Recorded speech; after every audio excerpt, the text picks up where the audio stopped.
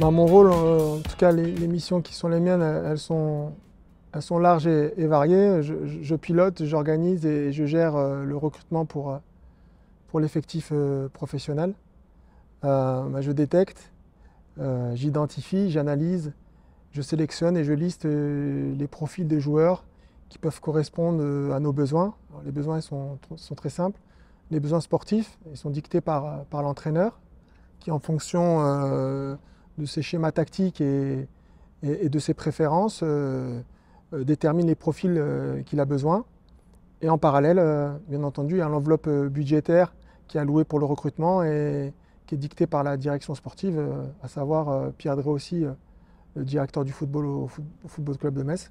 Donc à côté de ça, avec les différents fournisseurs, notamment de données statistiques et de vidéos, avec l'opportunité d'avoir et d'analyser plus de 600 championnats dans le monde, en fonction de ces éléments-là, on détecte, puis après on analyse, on regarde, et quand il y a un profil de joueur par rapport aux données statistiques et aux vidéos qui nous intéressent par rapport à ce qui est dicté par le coach et par la direction sportive, on affine la recherche. Puis après je liste un certain nombre de joueurs que je fais remonter, puis après on les analyse aussi avec l'entraîneur, le directeur sportif ainsi que le président. Puis après on donne une feuille de route pour les mercatos à venir, qu'ils soient hiver ou été. Tout part en fait des besoins du coach, parce que c'est lui qui met son système en place. Et en parallèle, comme je l'ai expliqué, il y a l'enveloppe budgétaire qui est allouée. Alors effectivement, l'enveloppe budgétaire qui est la nôtre fait qu'on ne peut pas s'atteler plus que ça à vouloir recruter en première ligue, parce qu'il y a une concurrence et une densité telle de clubs que nous, on ne peut pas se positionner sur des championnats comme ça. Mais avoir des fournisseurs de data et de vidéos nous donne l'opportunité d'analyser des championnats plus à notre portée. Et on s'attelle vraiment à rechercher les profils qui peuvent correspondre aux besoins du coach et à l'enveloppe budgétaire. Et après, on prend notre temps de se déplacer sur le terrain, d'aller voir les joueurs, de voir leur comportement, notamment à l'échauffement, notamment aussi en match, comment le joueur se comporte, est-ce qu'il communique, est-ce qu'il est agressif, est-ce qu'il est motivant, est-ce qu'il correspond à ce qu'on attend. Et après, on peut avancer tranquillement avec la direction sur la prise de contact avec le joueur via son agent et commencer à discuter sur un éventuel intérêt de notre club vis-à-vis de ce joueur. Non, c'est l'analyse des données statistiques est un indicateur comme l'opportunité de visionner en vidéo de joueurs.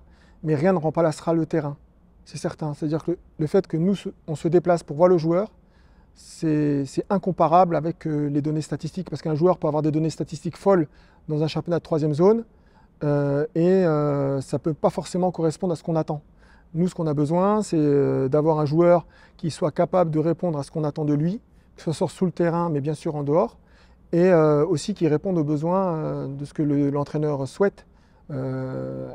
Mais l'opportunité d'avoir les bases de données statistiques nous permet aussi de mettre des filtres qui vont plus cibler les joueurs dont on a besoin par rapport au système tactique ou par rapport à ce qu'on en attend. En fait, le fait d'avoir aussi été un ancien athlète, sur les données athlétiques, sur les données physiques, j'ai des indications, mais rien ne remplacera le visionnage dans le projet recrutement, parce qu'effectivement, il y a le visionnage vidéo, il y a les données statistiques, il y a les données physiques, il y a aussi l'historique de blessure du joueur qui va rentrer en ligne de compte, à savoir si le joueur se blesse souvent ou pas, mais rien ne remplacera les déplacements qu'on va faire sur le terrain. Quand un joueur nous intéresse, on va visionner à minima 5 matchs en vidéo et on va se déplacer 3 fois au minima pour voir le joueur dans 3 contextes différents, pour voir comment il évolue, comment il se déplace, qu'est-ce qu'il peut apporter à l'équipe. Et toutes ces indications-là vont rentrer dans une réflexion globale que le directeur sportif va mener avec l'entraîneur, le président, moi-même, pour qu'on arrive à sortir quelques profils avant les mercatos pour pouvoir être réactif quand on va commencer à avancer. Coordonner une cellule de recrutement, en tout cas en Ligue 1 et en Ligue 2, ça commence à prendre son essor. Moi, tout simplement, après mon expérience en tant que responsable de la préparation physique à l'AS Monaco, lorsque ma mission s'est arrêtée, je suis reparti dans un cursus universitaire. Et dans mon cursus universitaire, notamment dans mon Master 2, il y avait un volet data qui m'a plu et j'ai eu l'opportunité de rentrer dans le projet du FC Metz qui souhaitait se développer dans la data. J'ai apporté ma petite pierre à l'édifice et je tiens à remercier le président Serin et Pierre Drey aussi de m'avoir donné et confié ces missions-là. Puis on a vécu une saison assez folle l'année dernière avec cette montée. Et voilà, j'ai eu l'opportunité aujourd'hui de coordonner le projet recrutement pour les pros. Et voilà, c'est très intense, c'est très chronophage, très énergivore, mais c'est passionnant et j'aime ce que je fais, donc je suis très heureux aujourd'hui.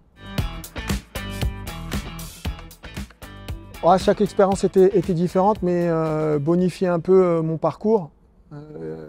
Être consultant à la télévision, ça m'a aussi permis de prendre la parole en public, de m'affirmer, affirmer mes choix, expliquer aussi mes analyses. Et puis travailler à l'AS Monaco, c'était l'opportunité de travailler dans un grand club, d'être au contact de grands entraîneurs comme Thierry Henry, comme Leonardo Jardim, de côtoyer des grands joueurs, de mettre des processus et des procédés en place, notamment dans la préparation physique.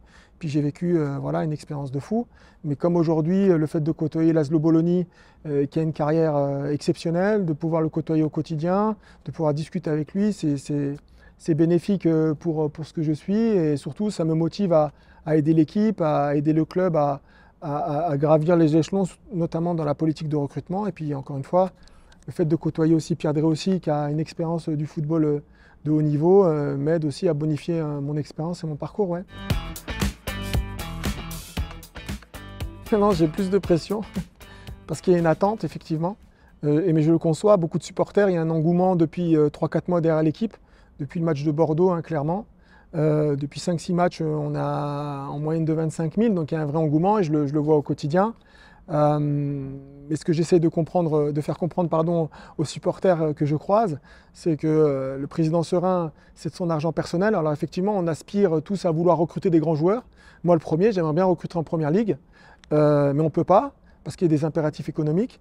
Mais ça ne veut pas dire que je suis résigné, ça ne veut pas dire que je ne peux pas détecter des bons profils, des beaux potentiels, des joueurs qui peuvent nous aider à nous maintenir, parce que l'objectif c'est qu'on se maintienne.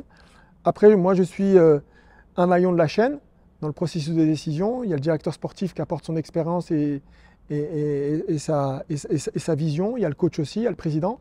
Mais l'objectif qu'on a tous ensemble, c'est que le FC Metz se maintienne en Ligue 1 et qu'on puisse justement faire perdurer ce projet sportif dans le projet global du club. Je dirais que ma première passion, c'était le football et j'ai bien fait. Alors j'ai eu l'opportunité d'avoir une autre carrière dans un autre sport et je ne la renie pas loin de là parce que j'ai vécu des choses exceptionnelles comme les Jeux Olympiques ou être médaillé au championnat du monde. J'ai toujours eu le football comme passion. Je me souviens de l'épopée de 97. Je me souviens de tellement de souvenirs quand j'étais petit d'aller au Stade Saint-Symphorien qu'aujourd'hui travailler au FC Metz c'est une très grande fierté, c'est une motivation au quotidien, mais aussi c'est une responsabilité. C'est pour ça que je suis complètement impliqué dans ce que je fais au club et j'espère que voilà, on sera récompensé à la fin de saison avec un maintien. Mais voilà, la concurrence est là, ça va être dur, il ne faut pas se le cacher, mais avec du travail et de la persévérance, je suis persuadé qu'on va s'en sortir et qu'on va se maintenir. Non, parce que de mon ancienne carrière d'athlète, j'ai gardé deux valeurs. La valeur travail, je travaille beaucoup, énormément. Et puis j'ai une deuxième valeur qui est très importante aujourd'hui, c'est l'organisation. Je suis très bien organisé. J'essaye de garder mon temps pour mon engagement citoyen, parce que c'est un engagement citoyen. Mais ma priorité aujourd'hui, c'est le FC Metz, c'est mon travail. J'ai une mission qui est d'apporter mon savoir-faire au sein d'un projet. Et à côté de ça, voilà, je m'implique pleinement dans mon engagement citoyen. C'est parce que c'est ma ville, parce que j'aime ma ville. Et j'espère que voilà, ça va continuer comme ça et que je pourrai, comment dirais-je, rendre fiers les gens qui m'ont fait confiance au club ainsi qu'à la ville de Metz. Pas forcément, parce que je n'avais pas de projet en tête. À cette époque-là, je voulais vraiment d'abord finir mon cursus universitaire. Et cette opportunité-là de rentrer en politique, mais j'en ai jamais fait ma motivation première. L'engagement citoyen prime parce que c'est ma ville, parce que aussi j'ai rencontré des gens dans mon parcours qui m'ont facilité les choses. Et moi, je vais être un facilitateur, que ce soit dans mon engagement citoyen ou au FC Metz. Je veux faciliter le parcours et donner l'opportunité à certains de pouvoir mettre en avant leur talent. Et je vais juste renvoyer l'ascenseur.